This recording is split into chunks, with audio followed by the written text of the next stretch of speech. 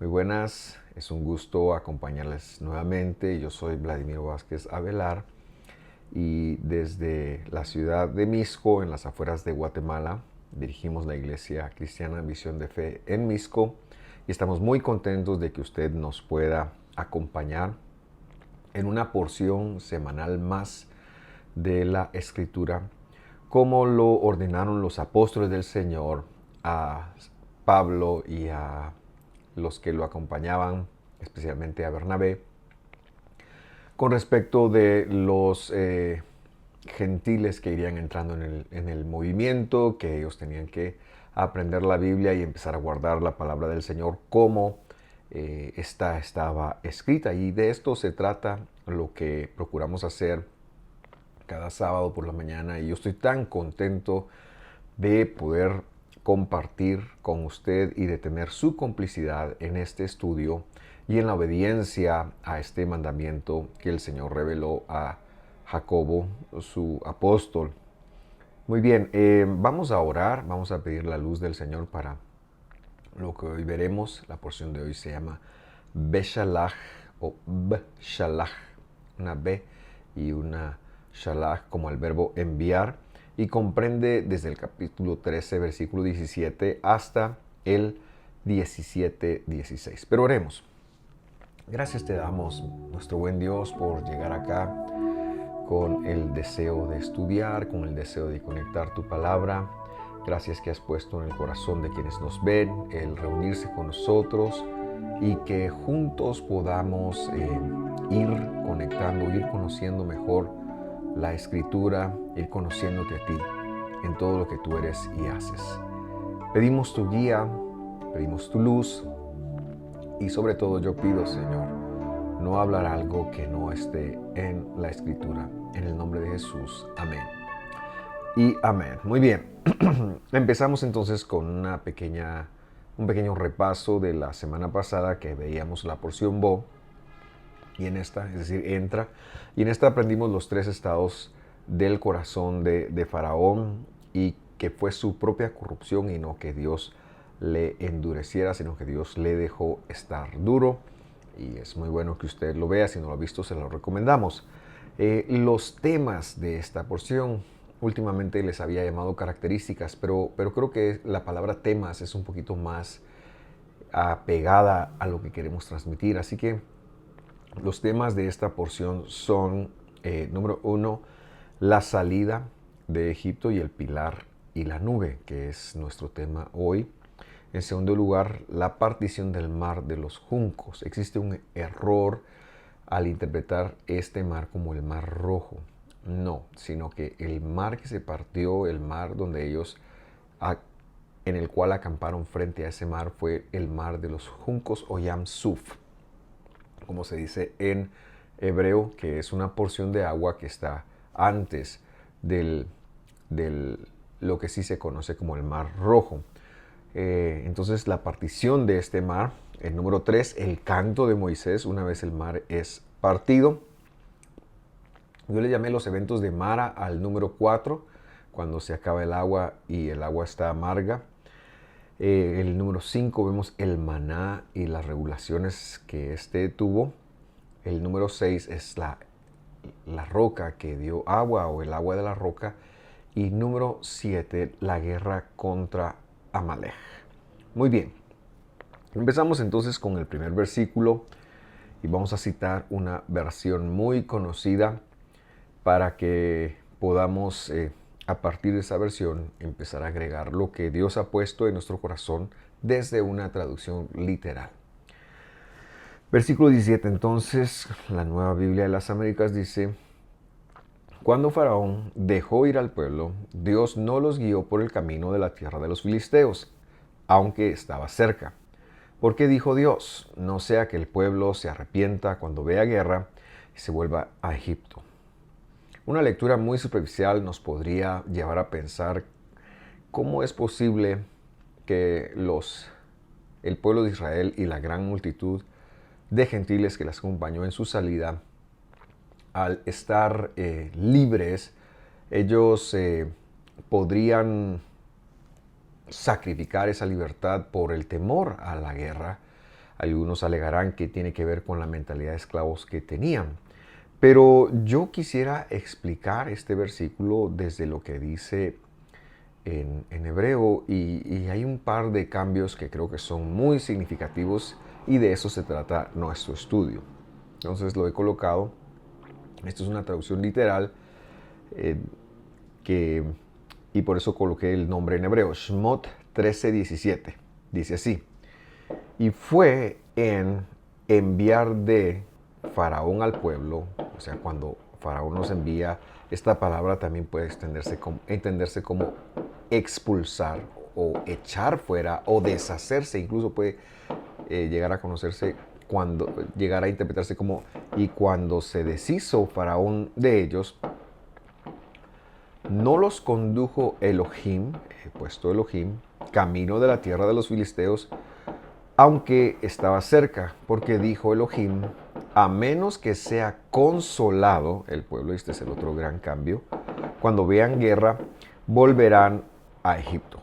Entonces, en primer lugar, señalar que he dejado la palabra Elohim, porque lo que sí vemos aquí, por el contexto, es que fue un ser el que vino y que los guió, que por la noche era nube o un pilar de fuego, perdón, una nube de fuego, y por la mañana o por el día era una nube que les cubría del calor abrasador del desierto. Entonces no podemos entender que Dios mismo, que la divinidad completa, hablando de Elohim, fuera quien los estuviera guiando, porque eso quebrantaría muchas otras escrituras, especialmente del Nuevo Testamento, cuando Jesús dijo que nadie había descendido y que era necesario que el Hijo del Hombre viniera una vez y muriera una vez. En fin, o a Dios nadie le ha visto y ha sobrevivido. Eh, muchas Muchos versículos, y como lo hemos explicado, por ejemplo, en la revelación de Dios con Abraham, que Dios envió un mensajero. Y es que la palabra Elohim tiene esa connotación. No se puede entender exclusivamente como Dios, como lo han traducido en las Biblias, y entonces nosotros ya lo vemos como una persona, como la persona de Dios, sino que la palabra Elohim, cuando se refiere a Dios, cuando se refiere a la divinidad, nos habla de la plenitud de los atributos de Dios, pero que cuando se refiere a otro ser, puede ser un ser divino, en este caso lo es, como se conocen en el mundo occidental como ángeles, puede ser un ser divino o incluso puede ser un rey, puede ser un juez, puede ser una persona, también se les atribuye la palabra Elohim a ellos. El contexto es muy importante y yo quería mencionarlo para que fuéramos congruentes entonces con lo que está pasando y todos estemos ubicados en cómo están ocurriendo las cosas. Cuando el malaj, el ser espiritual, el ángel, entonces recibe la consigna, él no los guió obviamente por palabra de Dios, ya que los ángeles no tienen voluntad, por eso también hay que decirlo, ¿verdad? Dios es el que no quería que fueran por ahí, pero sí hacer la salvedad que fue un ser, un malaj, un mensajero que los guió por ese camino. Ahora, esa es la primera cosa que yo quiero hacer notar para que seamos congruentes, ¿verdad? El ángel del Señor. El impacto más grande de cambio que veo aquí es no que el pueblo, como dicen todas las traducciones que yo consulté, se iban a arrepentir, porque entonces ya deja la posibilidad de hacer una interpretación muy subjetiva. Si la traducción está mal, todo lo que interpretemos en base a ella, entonces nos va a restar del conocimiento de lo que la Biblia realmente nos quiere enseñar. Entonces no es que ellos se arrepintieron de haber salido como se ve, sino que es, de hecho, incluso antes de que termine esta porción, como ya lo mencioné, hay una guerra, la guerra contra Amalek, y en la guerra pues nadie se vuelve en esa guerra, sino que lo que sucede es que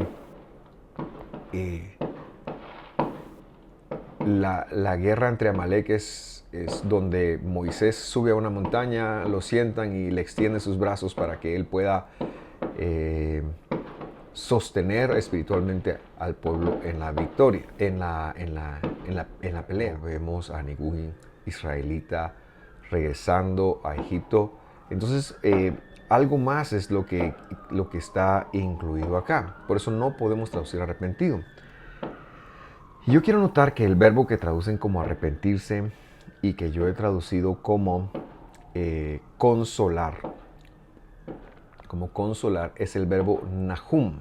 Nahum, de donde viene la palabra Capernahum, o sea, pueblo, ciudad, aldea de la consolación. El nombre del profeta Nahum también, que quiere decir el que consuela. Y toda una serie de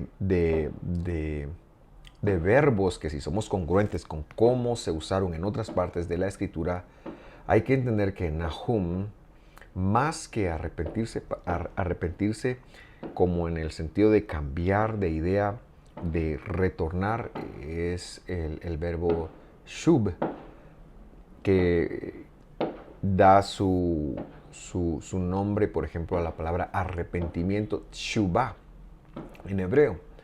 Pero aquí no es ese verbo, aquí el verbo tiene que ver con consolar. Y lo que está diciendo entonces es que si el pueblo no recibía una consolación, que eso es lo que yo quiero explicar, o sea, el consuelo, ellos podrían ignorar que el peso de ser esclavos era algo que podían soportar si no recibían esa consolación cuando vieran la guerra. Entonces, lo que nos ocupa aquí es explicar qué es la consolación, y como el versículo que hemos leído menciona al pueblo 2 veces, entonces se refiere al pueblo de Israel. Entonces tenemos que entenderlo como la consolación de Israel. ¿A qué se refiere? Y es que en la teología hebrea, este fue un concepto predicado por los profetas, pero que también está vigente en Salmos. Por ejemplo, en el profeta Isaías, que es el que más lo menciona, se encuentra 10 veces, en Jeremías está 3, en los Salmos está 5 veces.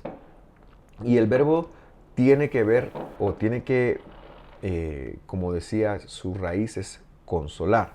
Entonces, quiero posicionarme en el tiempo que se está viviendo, o sea, en la salida de Egipto. Pero quiero que usted, mi querido amigo o amiga virtual, pueda identificarse con ellos por 2 razones.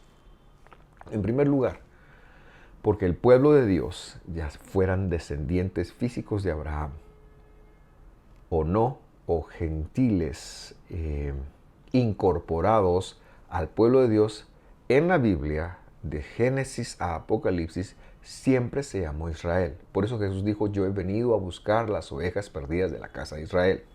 Cuando se menciona la palabra iglesia en el Nuevo Testamento, entonces señalamos que se refería a la asamblea, no tanto a la organización, sino a la asamblea de aquellos que dentro de los gentiles habían sido llamados para ser incorporados al pueblo de Israel. Y que en ese pueblo hay descendientes físicos que para este momento son los hijos de Judá y Benjamín, conocidos como judíos, y también hay de entre todas las naciones gentiles que fueron llevados a poner su confianza en Jesús, es decir, los que hemos recibido a Jesús. Por eso es muy pertinente que nosotros nos identifiquemos con ello. Y en segundo lugar, porque el lugar a donde se podrían volver, o sea, Egipto, viene de una palabra que quiere decir estrechez o muchas estrecheces. Y Egipto es el tipo de donde Dios nos ha sacado a nosotros. O sea, todo lo que tiene que ver con no hacer hacia Egipto, con no volver a Egipto, con salir de Egipto, con sacar a Egipto de nosotros, también está representado en el trato que por medio de Jesús nosotros como creyentes en Él hemos tenido. Es decir, salir del mundo es salir de Egipto.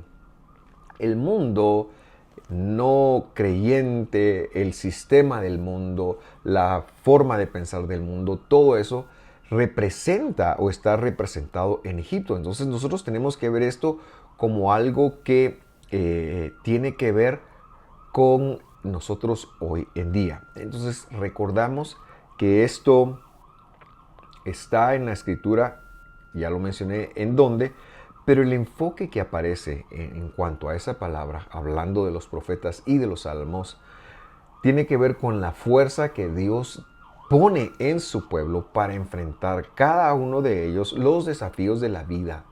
En el caso de los israelitas, de esta época que estamos leyendo, los desafíos que el desierto iba a traer. Y en el caso de usted y de mí, los desafíos que la vida hoy en día puede atraer. Es imposible llegar, es imposible permanecer en Dios si nosotros no tenemos la consolación de Israel. Nos volveríamos atrás.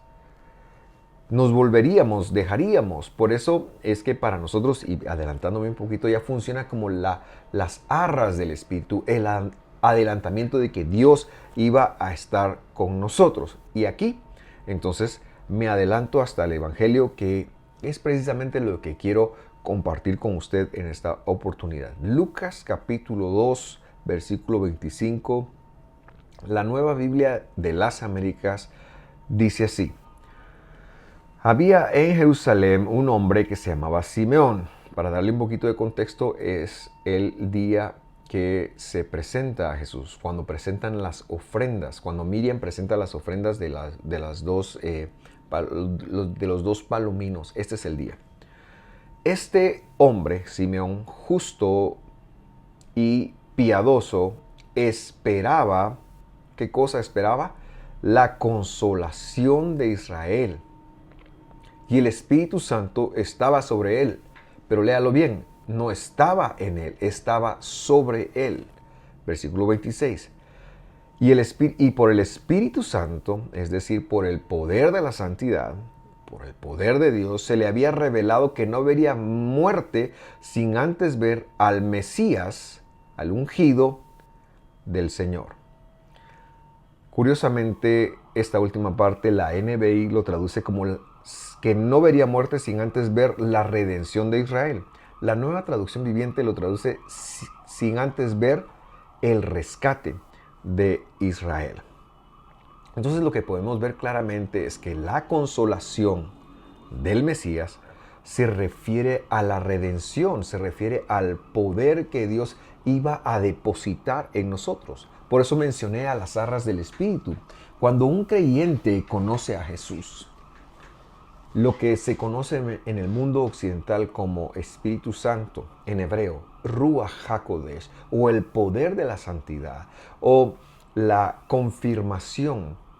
Aquí hay un nombre, un sinónimo para esto, es la consolación de Israel. La consolación de Israel no es otra cosa que un sinónimo que Dios iba a poner en Israel, por supuesto, cuando ellos recibieran la Torá del Señor unos días más adelante. Y Él no quería que ellos se enfrentaran a la guerra porque no es fácil. O sea, si somos creyentes en Dios, no podemos ir en nuestras propias fuerzas a conquistar lo que tenemos que conquistar o a vivir o a hacer luz dentro de este mundo, sino necesitamos el poder de Dios. Necesitamos la mente del Mesías, la mente de Cristo en nosotros para que nos lleve a pensar como Él pensó, para que nos lleve a actuar como Él actuó, para que nos lleve a dormir como Él durmió, para que nos lleve a comer como Él comió, para que nos lleve a proyectarnos como Él comió. En fin, la consolación de Israel no es otra cosa más que la promesa que Dios había hecho desde siempre, que un día pondría Nishmat Haim, un aliento de vida en nosotros. Es el Espíritu Santo revelado en nosotros. Y esto nos capacitaría para vivir dentro de los mandamientos de Dios, para vivir dentro de los procedimientos de Dios, para incorporar las promesas de Dios a nuestras vidas en medio de este desierto que nos toca vivir, en medio de la estrechez, del calor, de la ausencia, en medio de cualquier cosa. que el maná siempre vendría, que la nube estaría ahí, que el pilar de fuego nos cubriría, que Dios nos guiaría por donde Él quisiera que nosotros fuéramos, que cuando no hubiese agua, Dios proveería agua, así como lo hace con cada uno de nosotros en este viaje que nosotros hoy por hoy estamos haciendo. Entonces, cuando cuando se dice que Dios no quiso llevar a su pueblo por el camino corto, porque ahí estaban los filisteos y podrían salir a la guerra, y si ellos no tenían esa capacidad de enfrentarlos, ellos ya no querrían regresarse, se refiere al poder de Dios. Claro que en la infidelidad de ellos, ya del otro lado del mar de las cañas, del mar de los juncos, ellos pecan y se levanta una guerra. Ya mencionamos la guerra de Amalek. Pero el hecho de que, como luego también el Evangelio lo menciona, el paso de ellos por ese mar fungió como un bautismo, fungió como una especie de consuelo, y es que la revelación de Dios es así. Dios nos va llegando y nos va dando lo que necesitamos para ese momento. Por eso Dios nos los condujo por el camino corto.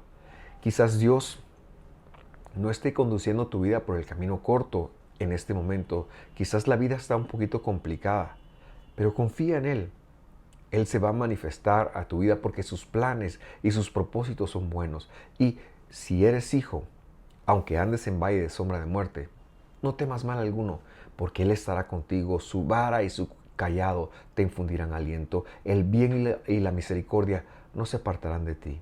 Nosotros confesamos que Dios es fiel, que Él sabe lo que está haciendo y que en medio de su fidelidad y a través de este mundo, Él nos está educando, Él nos está capacitando, nos está entrenando con su palabra para que nosotros, al enfrentarnos a las vicisitudes que presentan la vida, podamos salir adelante. Esto es la consolación de Israel. No porque estemos tristes, sino porque estamos necesitados de tener las herramientas para enfrentar la vida. Yo quiero hacer una oración en este momento. Si tú te encuentras en algún momento difícil en tu vida, te pido que me acompañes. Y si no, pues también acompáñame por aquellos que sí no lo están pasando bien. Señor, gracias por tu fidelidad, gracias por tu amor. Llegamos hasta acá con la certeza de que tú nos guías, que tú vas con nosotros. Y Señor, sabemos que tú que empezaste la obra en cada uno de nosotros, de sacarnos de Egipto, serás fiel en completarla con nosotros cuando lleguemos a la patria celestial.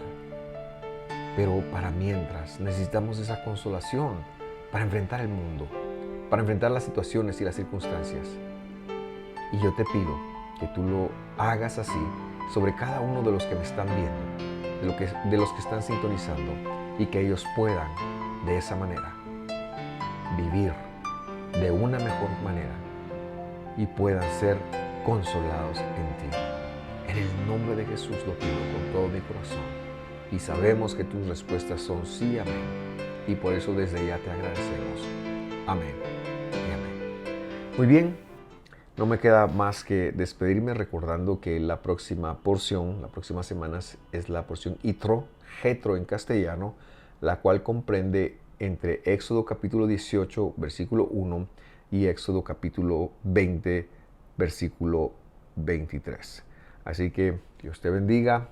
Te esperamos hoy a la tarde en el estudio del Evangelio según Marcos. Hasta pronto.